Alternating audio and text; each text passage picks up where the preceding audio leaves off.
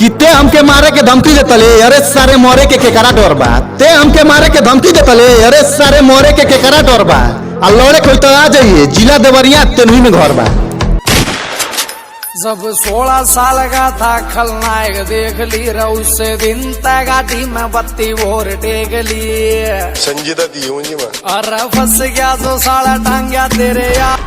अपन जेल से फरार होकर बाहर बिरयानी खाने को नहीं आया है। खेल खत्म करने आया। कि अगर खौफ नहीं खे तो भीड़ के देख लिए तो टंगरिया धके के बीचे बीचे फाड़ दे।